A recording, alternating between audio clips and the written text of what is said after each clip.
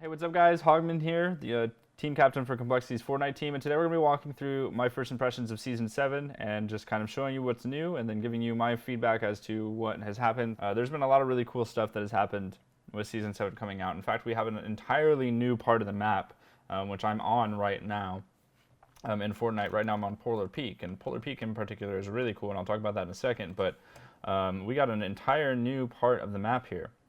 So this to here and then downwards actually wasn't even in the game. Like right over here, this little black top right here is actually Flesh Factory, and then this is the new Fex. So we got an entirely new like land addition by the glacier impacting onto the Fortnite island and all that. We got 3 new POIs called Polar Peak, Happy Hamlet, and Frosty Flights, which is really cool. And as you can see, pretty much a good quarter of the map is entirely covered in snow. Which is really, really interesting because it brings something that Fortnite has really never seen before, which is like an icy format to their game, like an icy/snow. There's all sorts of things like the river is actually frozen over, so if you step on the river, it like chills your feet, similar to how chillers worked in last season. And it is very interesting altogether. So what I wanted to tell you about Polar Peak is this is something that really wasn't, I guess, communicated very widely, and some people know about it, but I'm on top of Polar Peak right now, and Polar Peak is a big ice cube, basically. But what's cool is that sticking out of Polar Peak is a castle. So apparently, Epic, over Season 7, the duration of it, which is 10 weeks, this will actually melt and become a castle, like an actual big castle POI. Right now, there's not a whole lot of loot or mats or anything that you can farm here. But I guess over time this will melt due to the high climates of the Fortnite map and all that. And you will get more and more of the castle as time goes on, which is really cool because more people might start dropping there. Right now there's really no point to drop there because there's just not enough loot. But a really interesting part of this season is that a POI becomes available over time, and I think that's cool. So next up, beyond Polar Peak, we have Frosty Flights, which is also very interesting because it has the planes that just were added to the game.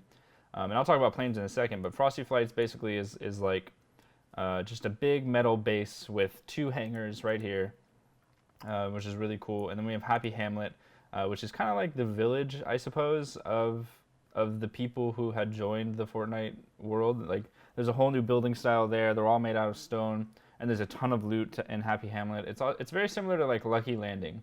That's the best way I can put it, but just a little bit more loot.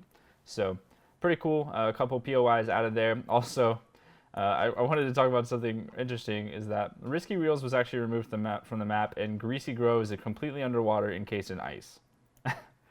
So funny thing about that is that over my entire professional competitive Fortnite career, my 2 drop points out of all the seasons were Risky Reels and Greasy Grove. So I have a tournament in 4 days from now, and both of my drop spots have been completely destroyed.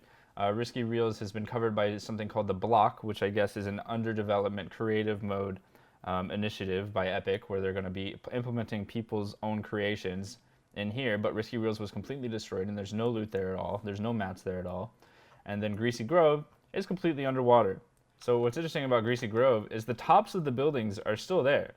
So like that middle building, you can actually chop down into it, and you can still get the chests that are in the middle canoe shop building. And the same goes with all of the roofs. There's actually a chest in each one of these roofs of the houses that used to be Greasy Grove. They're still there like they were last season, but you can't get down into the buildings because it's encased in ice. And there's a couple new chest spots, so even though Greasy isn't actually a point of interest anymore, like a named one, it still has a lot of loot. And I actually dropped there in scrims the other day, and I found a lot of success because I found like 9 or 10 chests within 2 minutes because you can actually you can skate across this ice lake, I guess you would call it, and you can get to these buildings very quickly and loot them and then move on. A lot of cool stuff in Season 7. My overall impressions is that it's a very good season. I really like the snow biome.